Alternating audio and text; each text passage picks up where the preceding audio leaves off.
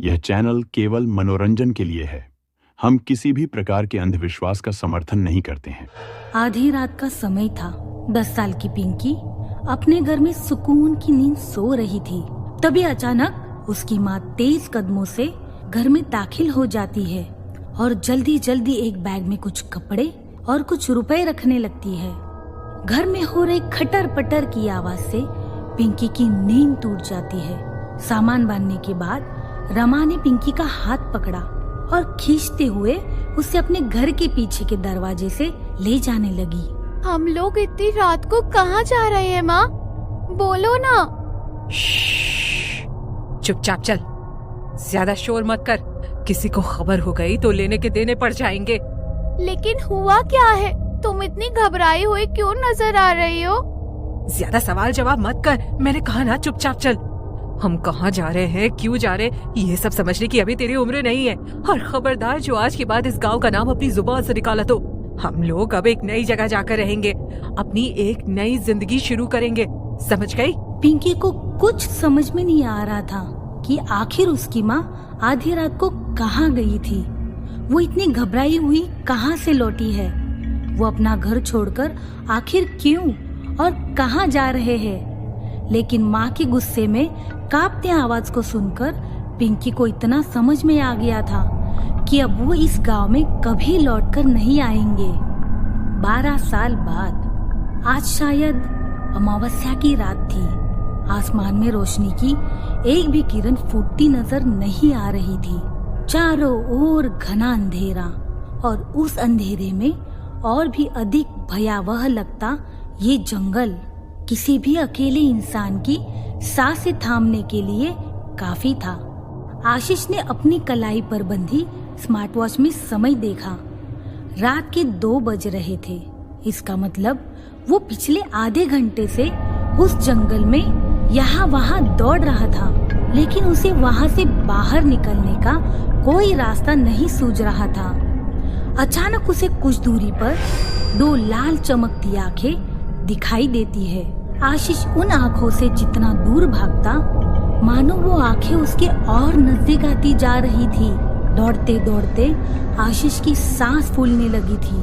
तभी सामने के पेड़ के पीछे से एक काला साया आकर उसके सामने खड़ा हो जाता है। वो काला साया धीरे धीरे उसके और नजदीक आ रहा था। जैसे ही वो उसके ठीक सामने आकर खड़ा हुआ, आशीष की धड़कनें मानो थम सी गई। उसके सामने उसका हमशक्ल इंसान खड़ा था, जिसने हूबहू उसके जैसे कपड़े पहने हुए थे। उस इंसान की आंखें खून की तरह लाल और बड़े नुकीले पंजे किसी जंगली जानवर के जैसे नजर आ रहे थे। वो हाव भाव से किसी खूंखार जानवर की तरह आशीष को देख गुर्रा रहा था। अपने हमशक्ल को देख आशीष 2 कदम पीछे हट जाता है, लेकिन वो भयानक शक्ल वाला आदमी उसके ऊपर हमला कर देता है और एक ही झटके में उसका हाथ उखाड़कर अलग कर देता है और किसी जानवर की तरह उसे चबाने लगता है।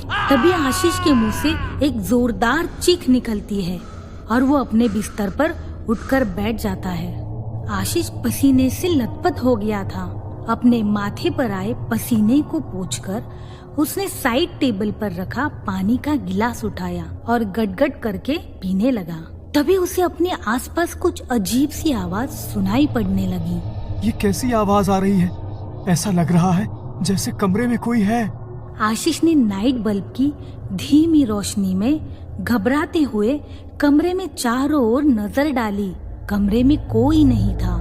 आशीष को सुनाई दे रही आवाजें अब और भी तेज हो गई थी। उसने बेड के नीचे झांका तो नीचे का नजारा देख उसकी सांसें अटकने लगी। नीचे उसका हमशक्ल एक इंसान का हाथ चबा रहा था। उसके पूरे चेहरे पर खून लगा था और उसकी आंखों से वहशियत टपक रही थी।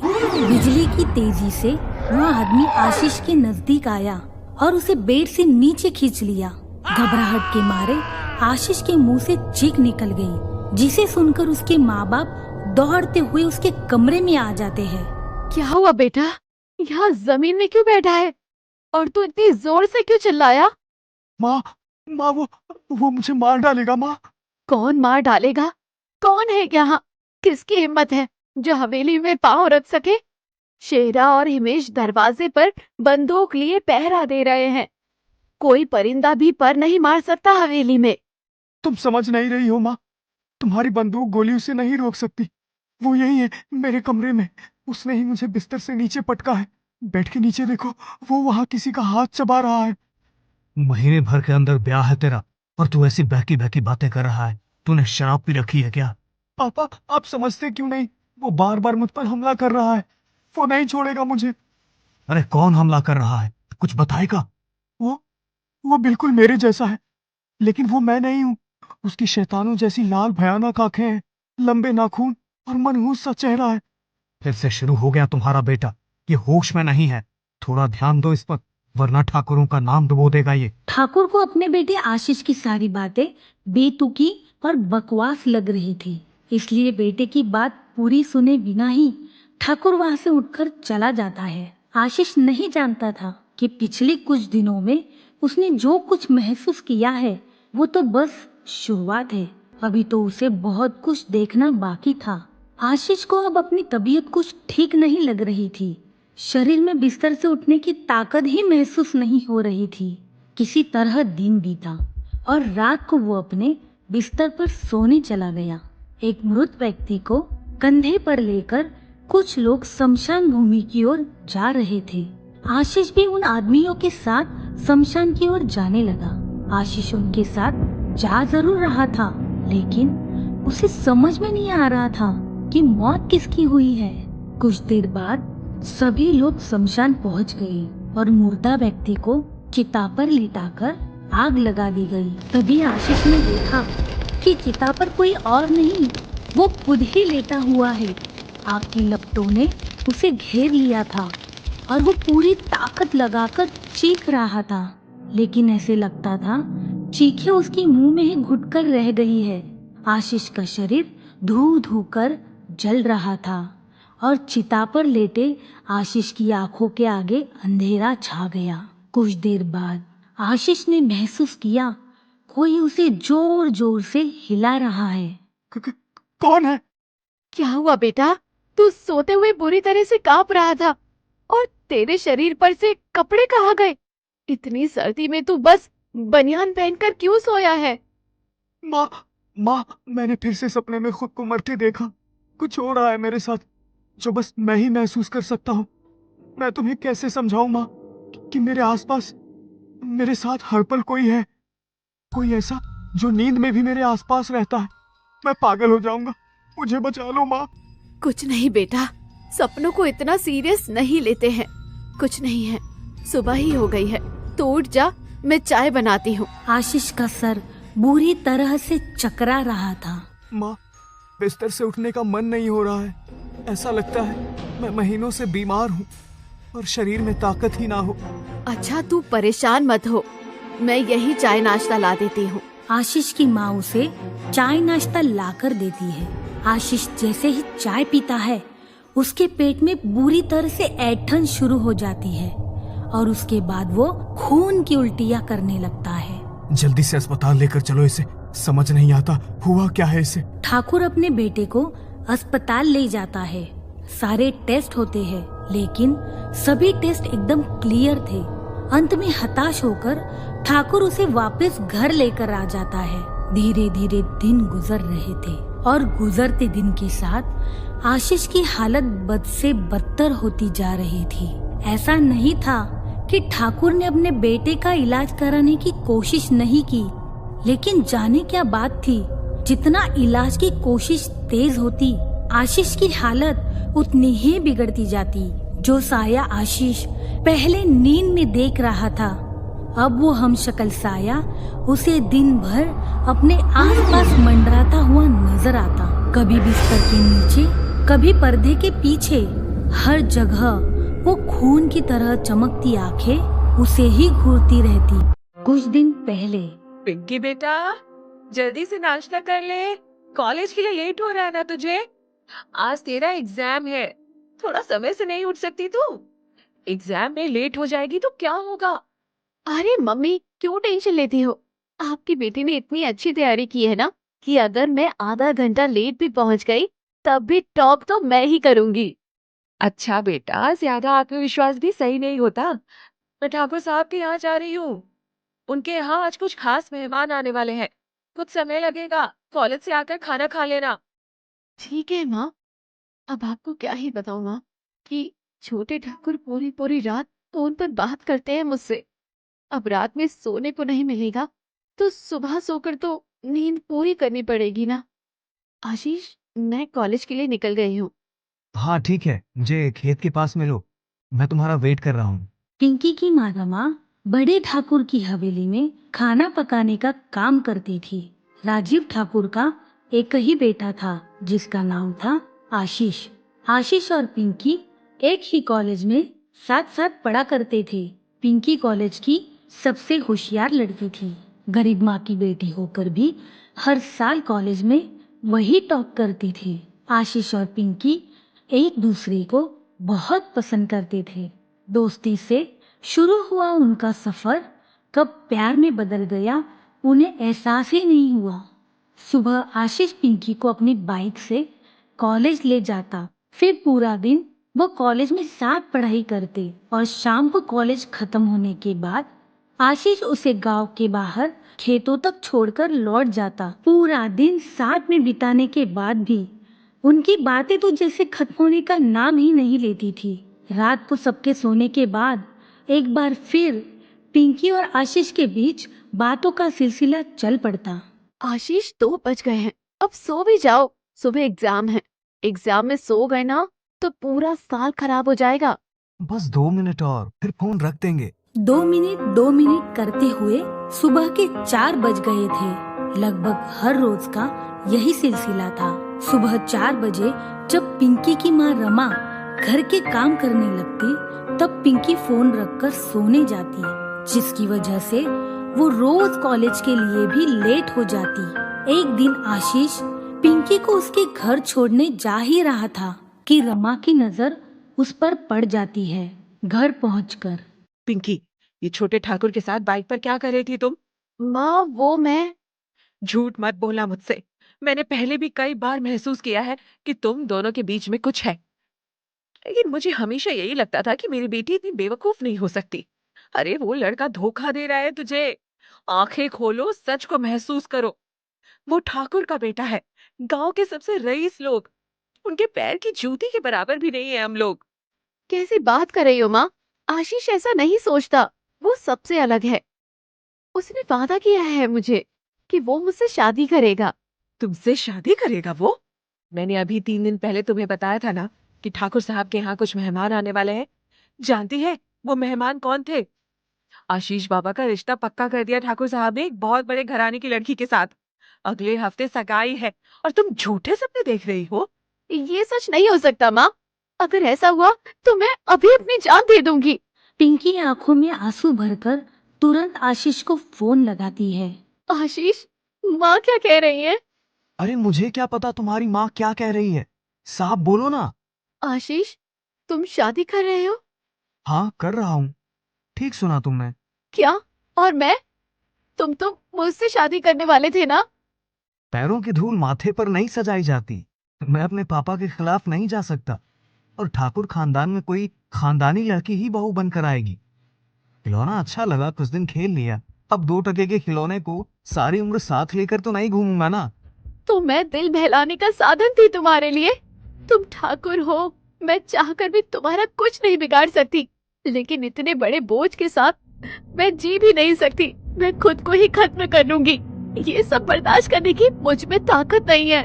रोते बिलखते हुए पिंकी कुएं के पास पहुंचती है और छलांग लगाने के लिए जैसे ही अपना पाँव उठाती है उसकी माँ पीछे से उसे खींच लेती है। पागल मत बन। तेरे मर जाने से ठाकुर के परिवार पर कोई असर नहीं पड़ेगा। तू मेरी बेटी है। तू मर गई तो मेरी दुनिया उजड़ जाएगी बेटा। उस ठाकुर की हवेली की ईंटें हिलानी है तो जान देकर नहीं, जान लेकर हिलानी होगी। वो बड़े लोग हैं, हम उनका कुछ नहीं बिगाड़ पाएंगे माँ। मैं अपनी आंखों के सामने आशीष को किसी और से शादी करते नहीं देख सकती। मेरी बच्ची को खिलौना समझकर खेलने वाले छोटे ठाकुर को खून के आंसू ना रुला दिया तो मेरा नाम भी रमा नहीं। तो चल मेरे साथ। 40 दिन बाद मुहूर्त निकला है छोटे ठाकुर की शादी का, लेकिन 40 दिन बाद उस घर में डोली नहीं आएगी, बल्कि अर्थी निकलेगी, अर्थी। लेकिन हम करेंगे क्या? हमने मुंह भी खोला तो हमारा नामो निशान मिट जाएगा। बरसों पहले तेरे लिए मैंने सब कुछ छोड़कर गुमनामी की जिंदगी जीना स्वीकार किया था, और आज इतने बरसों के बाद तेरे लिए ही मैं फिर से अपने जीवन का वो काला अध्याय खोलूंगी। मुझे काला जादू और तंत्र मंत्र की सिद्धियां प्राप्त है। मैं किसी भी नामुमकिन काम को मुमकिन कर सकती हूँ। तेरे पिता के जाने के बाद मैं रुपयों के लिए लोगों की तंत्र मंत्र के माध्यम से मदद करने लगी। ताकत अक्सर इंसान से गलत काम करवा देती है। अपने तंत्र की ताकत के नशे में मुझसे भी एक भूल हुई और मैंने कुछ रुपयों के खातिर एक छोटे बच्चे पर कालिया मसाज छोड़ दिया। 40 दिनों के भीतर उस बच्चे की मौत हो गई, लेकिन बच्चे के माँ बाप को टोटका कराने वाले उसके चाचा पर शक हो गया और पूछने पर उसने मेरा नाम मुगल दिया। उस रात जब हम गांव से भागे, मैं आधी रात को शमशान में तंत्र साधना कर रही थी। गांव के लोगों की भीड़ मेरी ओर आती देख मैं किसी तरह जान बचाकर वहां से भागी और यहाँ आकर अपनी एक नई जिंदगी बसा ली। उस दिन मैंने कसम खाई कि अब मैं कभी अपनी काली शक्तियों का प्रयोग नहीं करूंगी, बल्कि ईमानदारी से अपनी बच्ची को बड़ा करूंगी। लेकिन अब समय आ गया है कि मैं अपनी विद्या का सही इस्तेमाल करूं। आधी रात के समय रमा अपनी बेटी के साथ शमशान में दाखिल हुई और एक जलती हुई चिता के पास बैठकर उसने कालिया मसान की पूरी सामग्री जमीन पर सजा ली। कुछ देर तक मंत्रों का जाप करने के बाद उसने साथ लाए हुए मुर्गे की बलि देकर अपना तंत्र पूरा किया और उसी के साथ शमशान में एक आग का बवंडर उठने लगा। रमा ने उस बवंडर में प्रवेश किया तो अंदर उसे काली डरावनी परछाई नजर आई। एक जरूरी काम के लिए मैंने आपका आह्वान किया है। आप अपनी अस्थि देकर वादा करिए कि आप मेरा कार्य पूरा करेंगे। रमा की बात सुनकर सामने दिख रही काली परछाई रमा के हाथ से लेकर मुर्गे का कच्चा मांस चबाकर खाने लगती है और अस्थि का एक टुकड़ा उसे थमाकर गायब हो जाती है। अगले ही पल रमा उस बवंडर से बाहर आ चुकी थी। माँ, तुम ठीक तो हो ना? कहाँ चली गई थी तुम? और वो आग का गोला, वो कहाँ गया? हमारा अनुष्ठान पूरा हुआ। मैंने ठाकुर के बेटे के पीछे कालिया मसान को लगा दिया है। अब दुनिया की कोई शक्ति 40 दिन के बाद उसे बचा नहीं सकती। इस तंत्र का दुनिया में कोई काट नहीं। बहुत घमंड है ना उन ठाकुरों को अपनी दौलत का। अपनी सारी दौलत भी कुर्बान कर देंगे, तब भी छोटे ठाकुर को नहीं बचा पाएंगे। कालिया मसान छोड़ने के बाद आशीष को ऐसा लगता जैसे कोई अदृश्य शक्ति हर पल उसके आसपास घूम रही है। रातों को उसे डरावने सपने आते जिनमें वो अपने हाथों अपनी ही मौत होते देखता। हर रोज मौत के खौफ में जीते जीते उसका दिमागी संतुलन डगमगाने लगा था। दिन गुजरते जा रहे थे और गुजरते दिनों के साथ आशीष की हालत किसी मेंटल पेशेंट जैसी हो गई थी। उसे घर के किसी न किसी कोने से अपना हमशक्ल उसे घूरते दिखाई दे पड़ता। चलने के लिए तैयार हो जा, बस अब कुछ दिन और, उसके बाद तुझे मरना होगा। तुम मार क्यों नहीं डालते मुझे? एक ही बार में खत्म कर दो। हर पल मरते मरते परेशान हो गया हूँ। हर समय कहते हो ले जाओगे मुझे, तो ले क्यों नहीं चलते? कुछ तो करो। हालत देख रहे हो मेरे बच्चे की? आंखें अंदर धंस गई है, पूरा चेहरा काला पड़ गया है। 10 दिन से खाना नहीं खाया है उसने। मैं कहती हूँ क्या करोगे इस दौलत का? अगर आशीष को कुछ हो गया तो? हर दरवाजे पर दस्तक देकर थक गया हो राधिका। पिछले 30 दिनों में ऐसा कोई दरवाजा नहीं जहां मैंने आशीष के ठीक होने की भीख न मांगी हो। जानती हो ना क्या कहा था बाबा ने? हमारे बेटे पर कालिया मसान की क्रिया हुई है। उसका तोड़ सिर्फ उनके पास है जिसने उस क्रिया को किया है। कोई और उस मसान को नहीं रोक सकता। ठाकुर और ठाकुराइन नाक रगड़ रगड़ कर भगवान से अपने बेटे की सलामती मांग रहे हैं। दौलत की सारी ठसक निकल गई दोनों बाप बेटों की। अब तुम देखती जाओ, ऐसे ही सड़कर मरेगा वो। मुझसे ये सब देखा नहीं जा रहा है माँ। आप बताइए ना, आशीष कैसे ठीक हो सकता है? तुम ही कह रही थी ना कि जो कालिया मसान करता है वो इसे रोक सकता है। मैंने उसे माफ किया माँ, रोक लो ये सब। पागल मत बन, मरने दे उसे। पिंकी किसी की मौत का कारण नहीं बनना चाहती थी, इसीलिए वो अपनी माँ से मसानी क्रिया का उतारा करने के लिए विनती करने लगती है। एक उपाय है जिससे सांप भी मर जाएगा और लाठी भी नहीं टूटेगी। ठाकुर साहब, हमारे गांव में एक बाबा है जो छोटे ठाकुर को ठीक कर सकते हैं। आपके पास बस 5 दिन है। बस उनकी शर्त ये है कि उन्हें 3 करोड़ रुपए देने होंगे, तभी वो उतारा करेंगे। मैं अपना सब कुछ बेच दूंगा, मेरी सारी दौलत बाबा के नाम कर दूंगा, बस मेरे बेटे को बचा लो। रमा ठाकुर से रुपए लेकर जंगल की ओर चल देती है और सुनसान स्थान देखकर अपने तंत्र की शक्ति से एक बार फिर से कालिया मसान को पुकारती है। बस 5 दिन बाकी है, उसके बाद तुम्हारा दिया काम पूरा हो जाएगा। समय से पहले क्यों बुलाया मुझे?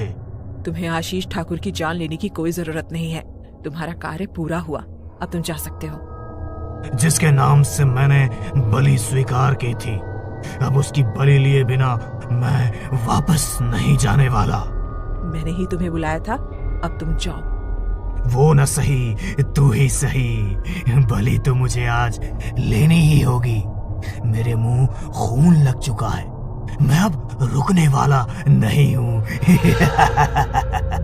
कालिया मसान अगले ही पल रमा के हमशक्ल का रूप ले लेता है और उसके शरीर के टुकड़े करने के बाद उसके शरीर से बहते खून को चाटने लगता है। काली शक्तियों का अंजाम बुरा ही होता है। जिन रुपयों के कारण ये कहानी शुरू हुई, अंत में वो रुपए जमीन पर चारों ओर बिखरे हुए थे। रमा की मौत के बाद कालिया मसान गुस्से में ठाकुर की हवेली पहुंचता है और मसानी क्रिया का अंतिम पड़ाव पूरा करते हुए आशीष को भी दर्दनाक मौत दे देता है।